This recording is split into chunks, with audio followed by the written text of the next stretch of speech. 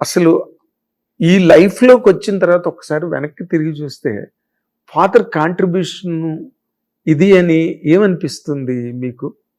You have seen a bigger span of life. ఒకసారి చిరంజీవి గారు పెద్ద hero అయిన తర్వాత, but when you look back, what could be the contribution of your father really, అంటే psychologically, morally or whatever? అన్ని రకాలుగా చెప్పాలంటే అంటే ఎప్పటి నుంచో నాకున్న బిగ్గెస్ట్ పెయిన్, నేను మా నాన్నకి సరిగ్గా ఏవి అంటే ఆయనకి సరిగ్గా రెస్పాండ్ కాలేదని వచ్చింది ఇప్పటికి. ఎందుకంటే అదే బహుశా అది మోస్ట్ ఆఫ్ ద సన్స్ కూతుళ్ళు కొడుకులు ఎవరైనా చిల్డ్రన్కి the always respect, love, prefer mother first point. And mother point of వ్యూలో మదర్ చెప్పేదాన్ని బట్టి ఫాదర్ని చూస్తారు. ఫాదర్ ఒక్కోసారి పిల్లలతోటి కమ్యూనికేట్ అవుతాడు, ఒక్కోసారి కమ్యూనికేట్ కాలేడు. అతనికి ఉన్న పని ఒత్తిడి వల్ల అయితేనో, లేకపోతే సర్లేని ఏదో మొత్తానికి కొంతమంది స్ట్రిక్ట్గా ఉంటారు, లోపల విపరీతమైన ఎఫెక్షన్ ఉన్నా. కొంతమంది కమ్యూనికేట్ చేయగలుగుతారు. ఇవన్నీ ఉంటేగా చాలామందికి. ఎందుకంటే ఫాదర్ ఎప్పుడు పిల్లలకి కొంచెం భయపడే ఫిగర్, అంటే ఇంట్లో కమాండరు. అదే కమాండర్ అని కాదు, ఇతను ఒక కొంచెం టఫెస్ట్ పర్సన్ కింద పిల్లలకి ట్రీట్మెంట్ ఫీల్ అవుతుంది. కొంతమంది ఫాదర్స్ ఉంటారు, లవ్లీగా ఉంటారు. బట్ చాలామంది ఫాదర్స్ మరి మాకైతే చిన్నప్పటి నుంచి ఒక జనరేషన్ కదమ్మా, మా జనరేషన్ రోల్స్ వస్తాయి. మీ ఫాదర్ తోటి నీకు ఎంత చనువు ఉంది, ఎంతవరకు నువ్వు మీ నాన్నతో మాట్లాడగలిగావు అంటే ప్రతి వాళ్ళ దగ్గర వాళ్ళ కమ్యూనికేట్ చేయడానికి కూడా భయపడేటువంటి ఒక తెలియని ఒక ఫియర్ ఉండేది. ఫియర్ లేకపోతే గౌరవం. అది దానివల్ల ఏంటంటే అసలు మనం ఫాదర్ దగ్గర, మా నాన్న దగ్గర నాన్న ఇది నాన్న అని ఎక్స్ప్రెస్ చేయడానికి కూడా కొంత అంటే తడబాటు పడిందో లేకపోతే వెనకం చేసిందో ఉంది. ఎట్లా అంటే ఇప్పుడు మా mother with all my due respects, ప్రతి వాళ్ళు మదర్ని ఇష్టపడతాం. అవును. సో మా నాన్న కొంచెం టఫ్ నేచర్లోనే కొంచెం tough person, angry young man అంటారు. ఆయన చాలా యాంగర్ బేస్డ్ పర్సన్. ఆ కోపం ఉన్న ఆ ఒక బ్రీఫ్ పీరియడ్లో తప్ప మిగతా టైంలో ఆయన most lovable person. So that మా నాన్నంటే మాకు ఇష్టం ఉండదు, ప్రేమ ఉంది, భయం ఉంది. అండ్ ఆయన మ్యాక్సిమం ఒక గదవాయింపే తప్ప ఇంకేం లేదు. ఒక్కోసారి ఆయనకి ఎక్కువ సార్లు తన్నాడు, బాగా తన్నేవాడు. కోపం ఎక్కువ, ఆ భయం ఎక్కువ మాకు. మా నాన్న అంటే కొడతాడు అని, కానీ మేము జాగ్రత్తగా ఉండేవాడు. ఆ భయంతో ఒకటి ఏదో తేడా కూడా చేస్తే ఈ చిట్ల కొడతాడు అనే భయం ఉండేది మాకు. అలాగా అన్నయ్య కానీ నేను కానీ మేమందరం ఎవరో ఒకళ్ళు ఆయన చేతులు దెబ్బలు తినేవాడు. కానీ భయం. ఇంట్లోకి వస్తే ఆయన మోటార్ సైకిల్ బయట ఆగితే అప్పుడు దాకా ఇల్లంతా గొడవ చేసేది. ఒక మిలిటరీ కమాండర్ క్యాంప్కి వస్తే అందరి అటెన్షన్ అలా అయిపోయేవాళ్ళం. ఆయన రావటం మరి ఆఫీస్ తాలూకు చిరాకు ఏంటో అలా సీరియస్గా ఉండి కొంచెంసేపు రిలాక్స్ అయ్యేవాడు. ఆయన చాలా పర్టికులర్స్ ఉండేవి. అంటే కొన్ని విషయాలు చాలా పర్టికులర్గా ఉండేవాళ్ళు. ఆయన తినే ఫుడ్ విషయంలో ఆయనకు అనుకున్నట్టుగా ఉండాలి, లేకపోతే కోపం వచ్చేసేది. అలాగే కొన్ని అలాగే డిపార్ట్మెంట్లో కూడా ఆయన అంటే చాలా భయం ఉండేది. ఆయన ఎక్సైజ్ డిపార్ట్మెంట్లో చేశారు, కొంతకాలం పాటు పోలీసులు చేసి మళ్ళీ ఎక్సైజ్లోకి వెళ్ళిపోయారు. ఇది చాలా టఫెస్ట్ పర్సన్. భయం అనేది తెలియదు ఆయన డిఎన్ఏలో ఫియర్ అనేది లేదు. నేను ఇప్పుడు ఆయన కొడుకుగా చెప్పాలని నాకు భయం ఉంది. ఎందుకులే జాగ్రత్తగా ఉందాం, సరే ఎందుకులే నువ్వు వెనక ముందు తటపడేస్తాం. అన్నయ్య ఏంటంటే ఆయన పెద్ద కొడుకుగా కొంత ఆలోచన ఉంటుంది, బాధ్యత ఉంటుంది. ఆయన వెనక కొంత అటు ఇటుగా ఉన్న ధైర్యం ఎక్కువ అన్నయ్య కూడా. ఎందుకంటే ఇంత దూరం మీరు రాలేదు, ఇది అన్నోన్ ఇండస్ట్రీ, సముద్రం మనకు తెలియదు.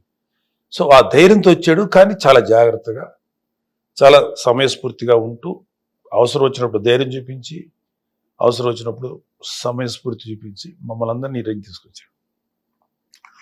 మా నాన్న as it is print Pawan Kalyan. Is the fearless fellow. వాడికి భయం లేదు, భయం లేదు. మా నాన్నే చూసి పెరిగింది కాబట్టి మా తమ్ముడిని చూస్తుంటే మా కళ్యాణ్ బాబు కూడా తెలియదు మా నాన్న క్యారెక్టర్ ఎట్లా ఉంటుంది. చిన్నపిల్లడు నాకేంటంటే మా నాన్న ఇట్లే ఉండేవాడు కదా, నాన్న ఇదే కదా బిహేవ్ చేసేవాడు, నాన్న ఇట్లే ఉండేవాడు. అదే మా కళ్ళెంబు. ప్రింట్ మా నాన్న క్యారెక్టర్. అండ్ అలాగే మా నాన్నకి విపరీతమైన జాలి ఉండేది.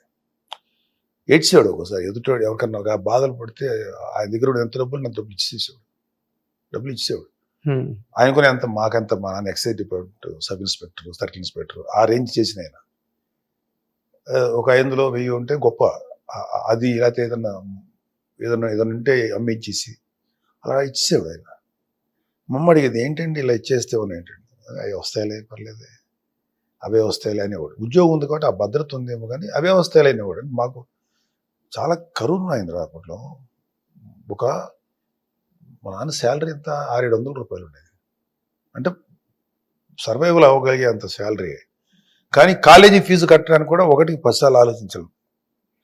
కరెక్ట్గా 500 రూపాయలు ఫీజు అంటే 500 రూపాయలు మా నాన్న శాలరీ. లెస్ దాన్ 520 అయితే మాకు హాఫ్ ఫీజు కన్సెషన్ ఉండేది.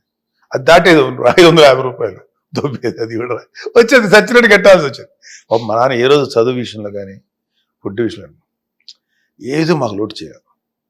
మనం చదవమంటే చదివించేవాడు. ఏంట్రా డబ్బులు లేవు ఏం చదువు అని ఎప్పుడైనా ఇంత అంటే నా బిగ్గెస్ట్ రిగ్రెట్ ఇప్పుడు చెప్తా. ఆయన బయట ఎన్నో ఛాలెంజెస్ ఎదుర్కొనేవాడు. అందులో ఈ డిపార్ట్మెంట్ డైరెక్ట్ డిపార్ట్మెంట్ కదా, ఇక్కడ మాఫియా ఎక్కువ ఉంటుంది. మామూలు క్రైమ్ అక్కడ ఉండే మాఫియా వేరు, ఇది separate kind of organised mafia. ఈ మాఫియాని ఎదుర్కోవటంలో ఆయన చాలాసార్లు రిస్కులు తీసుకొని స్ట్రెస్లు తీసుకొని వచ్చేవాడు. మాకు ఎంతసేపటికి మా నాన్నంటే భయమే తప్ప, అరే నాన్న నువ్వు ఎలా ఉన్నావు, నువ్వు ఏం చేస్తున్నావు, నువ్వు టైంకి తింటున్నావా నాన్న, అట్లీస్ట్ నీ ఆరోగ్యం ఎలా ఉంది, అవేమి అడిగేవాళ్ళం కాదు. భయం. ఆయన మాట్లాడితే మాట్లాడేవాళ్ళం. ఎప్పుడైనా కొద్ది గొప్ప నేనే షేర్ చేసుకునేవాడిని. ఈ రోజుకి అంత కష్టపడి మాకు ఇంత జీవితాన్ని ఇచ్చిన మా నాన్నని, నాన్న నువ్వేంటన్నా ఒంట్లో బాగాలేదా అని, నువ్వు ఎలా ఉన్నావు నాన్న, నువ్వు నైట్ భోంచేసావా, లేటుగా వచ్చావు కదా, ఇలాంటి మాటలు అడిగేవాళ్ళం కదా. ఇంత స్వార్థపూరితంగా ఎలా ఉన్నావు మేము, భయం అనే ఒక దీంట్లో అది చేయలేకపోయే అనిపించేది. బట్ పెద్ద అయిన తర్వాత ఆయనకు మా దగ్గరికి వచ్చిన తర్వాత ఆయన హాస్పిటల్కి తీసుకెళ్ళటం, ఆయనతో వెళ్ళటం, ఇన్ని చేసినా ఆయన వయసులో పిల్లలు అడిగితే అరే నా బిడ్డ నా గురించి అడిగాడే అని ఫీలింగ్ ఉంటుంది. అది మేము ఎప్పుడు ఆయనకి ఇవ్వలేకపోయాం, నేను ఇవ్వలేకపోయా. ఫస్ట్ మా చిన్న చెల్లి ఒక్కరి తెచ్చివ్వగలిగింది. దానికి ఎందుకు మరి మా నాన్న అంటే పెరుగుతున్న ప్రేమ, మా నాన్న అడిగేది అది అందుకని మా చిన్న చెల్లి అంటే చాలా ఇష్టం, మా మాధవ్ అంటే. సో దానికి ఉన్నంత సెన్స్ కూడా నాకు లేదేంటి అనిపిస్తుంది. సో అంత లైఫ్ ఇచ్చాడు. ఇప్పుడు వాళ్ళకి అంజనాదేవి, వెంకట్రావు అనే వ్యక్తులకి మేము అందరం పుట్టాం 5 మంది. వాళ్ళు లేకపోతే మాది ఇవాళ ఏంటి అంటే ఒక కార్యకారణ సంబంధం ఉంటుంది. వాళ్ళ వల్ల ఇక్కడ దాకా వచ్చాం. ఆయన ఇంట్రెస్ట్ వల్ల అన్నయ్య సినిమా ఇండస్ట్రీకి వచ్చాడు. వచ్చిన తర్వాత ఆయన పర్మిషన్తో వచ్చాడు, ఆయన యాక్సెప్టెన్స్తో వచ్చాడు, ఆయన ప్రోత్సాహంతో వచ్చాడు. వచ్చిన తర్వాత సాధించింది మళ్ళీ అన్నయ్య, అది వేరే సంగతి. బట్ నీకు వెళ్ళటానికి ఎంతమంది ఫాదర్స్ పిల్లల్ని సినిమా ఇండస్ట్రీకి పంపుతారు? ఈ రోజుకి పంపటం. ఆడపిల్లని అసలు అవుట్ ఆఫ్ క్వశ్చన్, మగపిల్లని ఎవరో ఏముంటారు ఆ ఇండస్ట్రీ, ఏం బాగుంటుంది లైఫ్ అని. సో అలా అనలా మా నాన్న.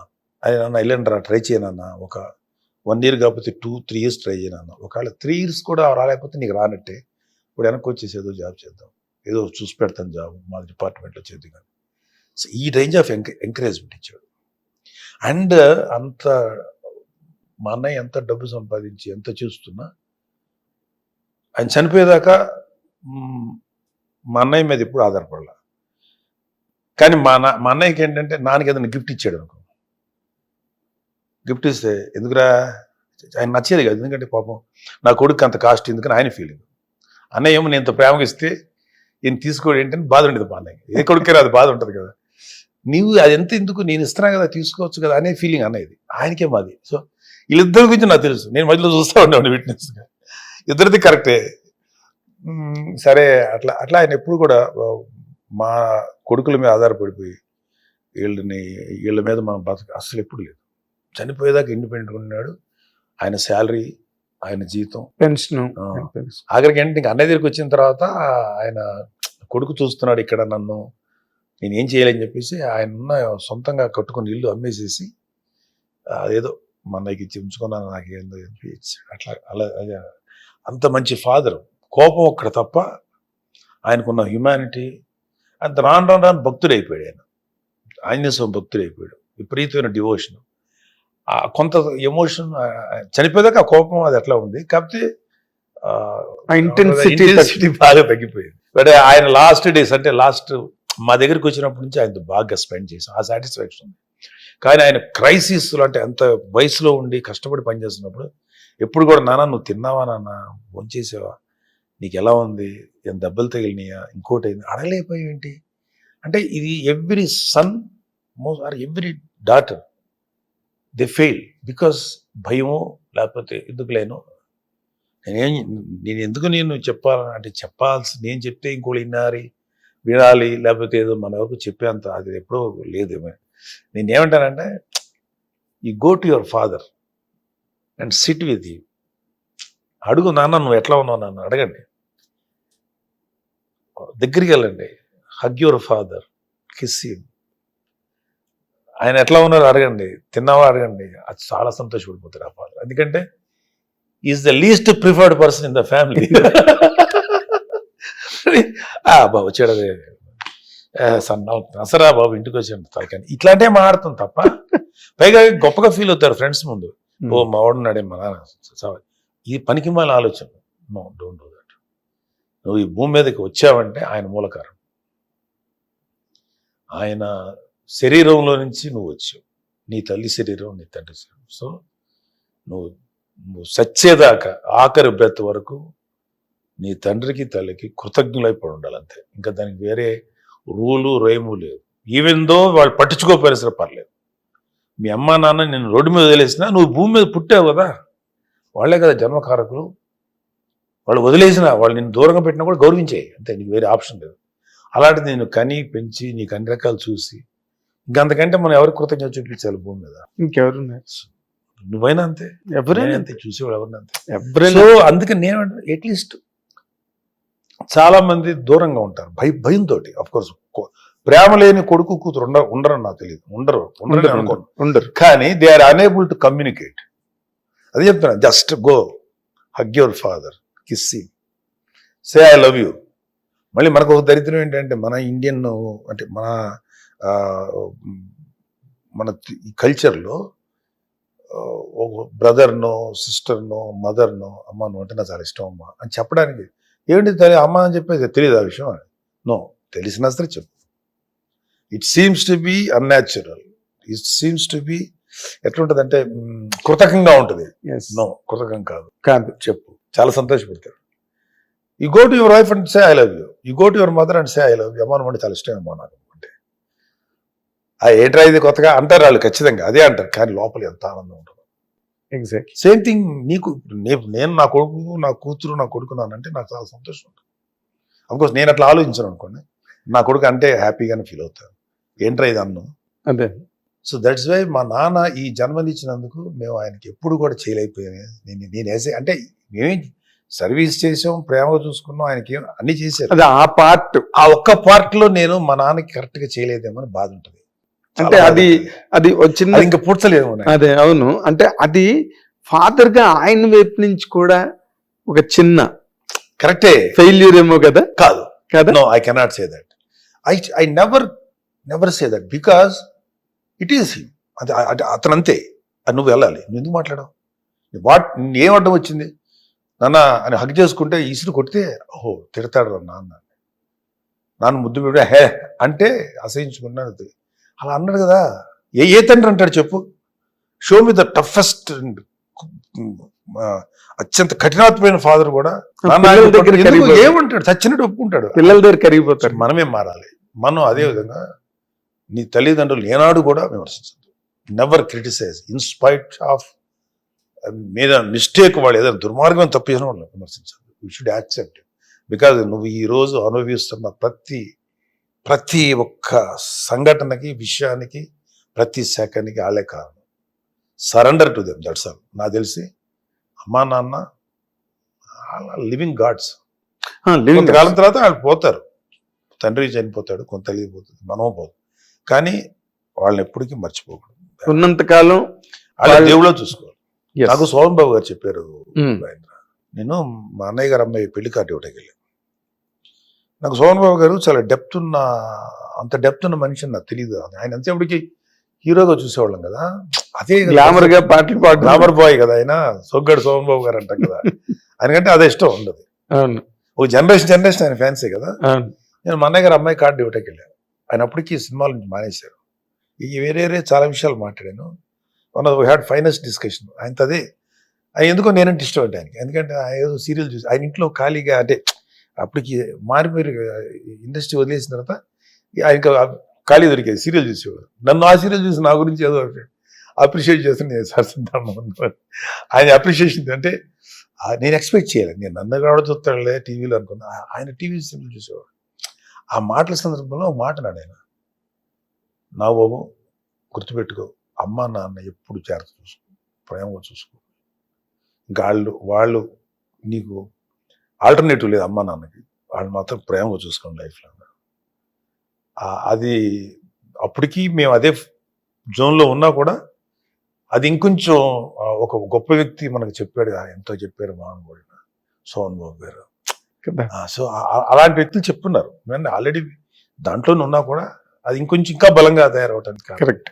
సో వాళ్ళది తప్పు కాదు, వాళ్ళు అలా ఉంటారు. నీ ఏం లోపం చేశాడని ఆ కోపం ఉంది. సో వాట్, నువ్వు మాట్లాడలేవా, నీ నోటికి ఏమైపోయింది, నీ గొంతుకి ఏమైపోయింది, పేమకేసాడు ఎవడన్నా, అది చెప్తాడు. So any father is not failure, గుర్తుపెట్టు. Any father is not failure. అంటే కమ్యూనికేట్ ఆయన కూడా చేసి చేయకపోతే మీకు రీచ్ అయ్యింది కదా. అది చేయకపోతే ఏంటంటాను, నీ మాట్లాడు, ఏనా భోంచేసావా, ఎక్కడో, అది కమ్యూనికేషన్ కదా. అంటే always people think verbal communication అన్నా, there is non verbal communication. ఏనా అని భుజం మీద చేయేస్తుంది, అది ప్రేమ కదా. నానా స్కూల్కి వెళ్ళావా అని అంటాం, ప్రేమ కదా. వర్క్స్ ఎలా వచ్చినాయి, ఎట్లా ఉన్నావు, ఎన్ని ప్రేమ కదా. ఎంతసేపటికి వెర్బల్ కమ్యూనికేషన్ మీద ఎందుకు డిపెండ్ అవ్వాలి, నాన్ వెర్బల్ కమ్యూనికేషన్ ఉంది కదా. అది అర్థం చేసుకునే జ్ఞానము, నాలెడ్జ్ మాకు లేకపోవటం, ఐ కాంట్ సే మిగతా, నాకు లేకపోవటం నా మైనస్ పాయింట్. అది ఒక్కటే ఆ ఒక పీరియడ్ ఆఫ్ ఆయనది మిస్ అయ్యారని ఫీలింగ్.